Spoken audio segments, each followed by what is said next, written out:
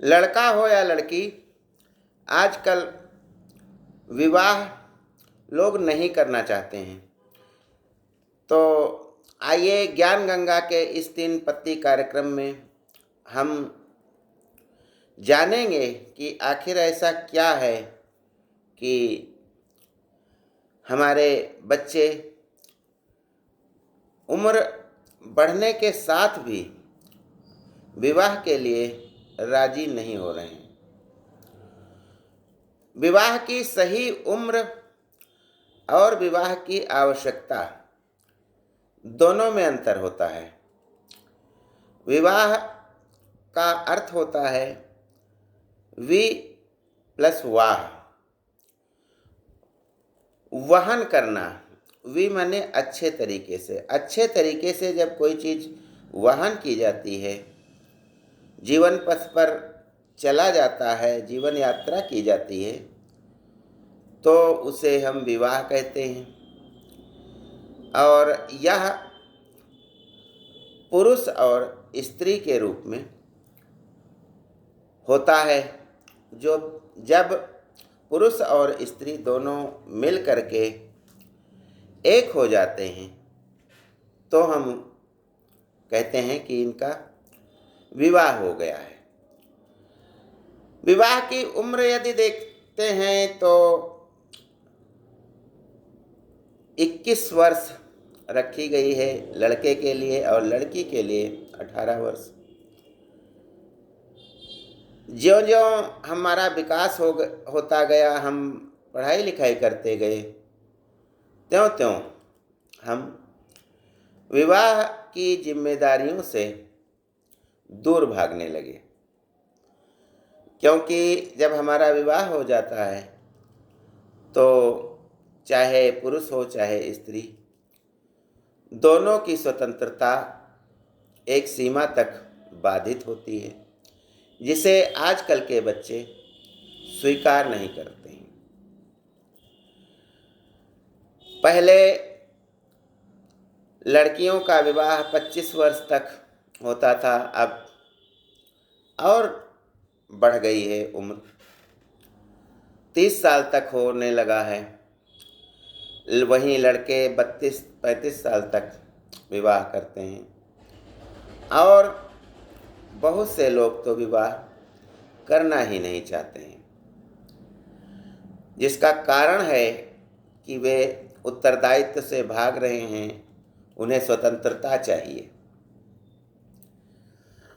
ऐसी स्थिति में जब हम देखते हैं कि विवाह की आवश्यकता कहाँ पड़ती है, किस उम्र में हमें विवाह की आवश्यकता पड़ती है, तो इस संबंध में हम सोचते हैं कि विवाह की आवश्यकता हमारा जब शरीर कमज़ोर होने लगता है तब अधिक पड़ती है।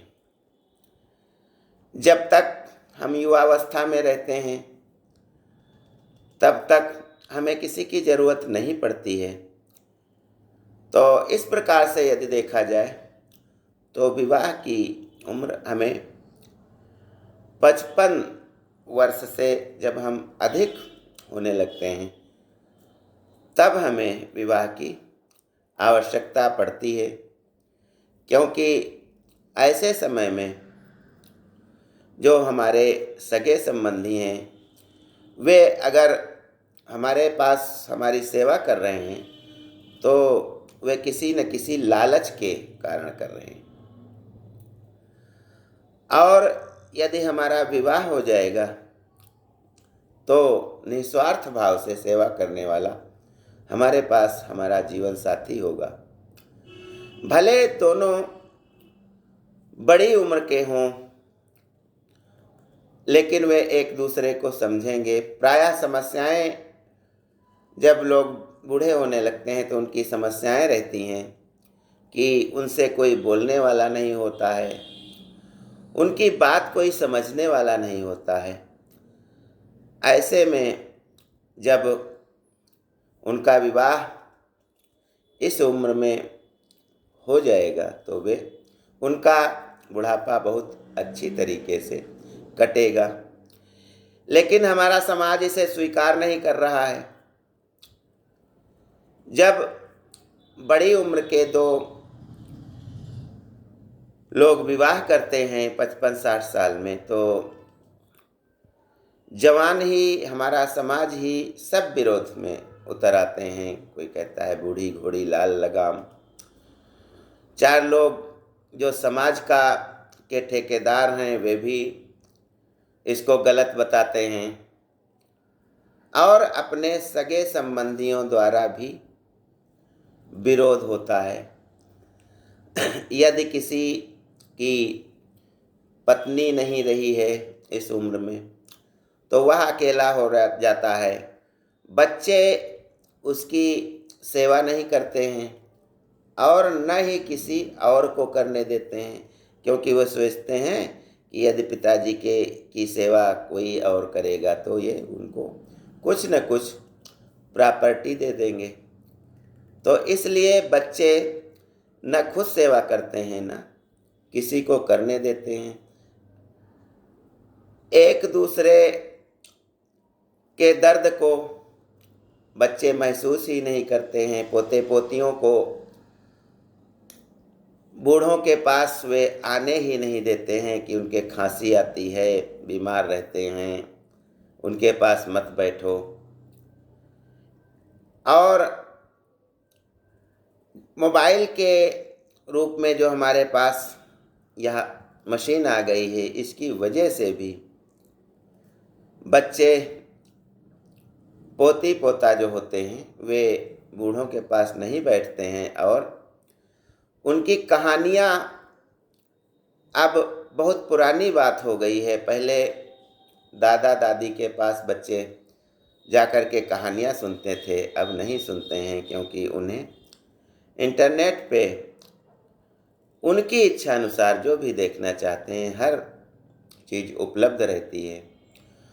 तो ऐसे में जो वृद्ध होते हैं, चाहे आदमी हो या महिला हो, वह अकेला पड़ जाता है। उसके पास कोई बैठने वाला नहीं है, उसकी कोई सेवा करने वाला नहीं है। तो इसकी वजह से वे परेशान रहते हैं। तो यदि विवाह की सही आवश्यकता के अनुसार उम्र हम देखते हैं, तो वह 55-60 साल में विवाह आवश्यक हो जाता है, क्योंकि इस उम्र में न तो हमारे पास कोई बैठने वाला होता है, न तो हमारी सेवा करने वाला होता है, और न हम किसी दूसरे से अपनी सेवा करा सकते हैं। जो कुछ हमारे पास होता है उस पर बच्चे हक तो जमा लेते हैं, लेकिन अपना कर्तव्य नहीं करते हैं। तो ऐसी दशा में विवाह की यदि सही उम्र देखी जाए तो 55-60 साल से जीवन पर्यंत हमें विवाह की आवश्यकता होती है। जब हमारी उम्र में कोई होगा तो उससे हम बात कर सकेंगे, उसकी बात सुन सकेंगे, अपनी सेवा करा सकेंगे, और उसको जब ज़रूरत होगी तो हम उसकी सेवा भी कर सकेंगे। हमारी भावनाओं को समझने वाला कोई होगा जिससे हम खुश रहेंगे, और हमारा बुढ़ापा आनंदमय रूप से कट जाएगा। ज्ञान गंगा में बस आज इतना ही। जय हिंद, जय भारत।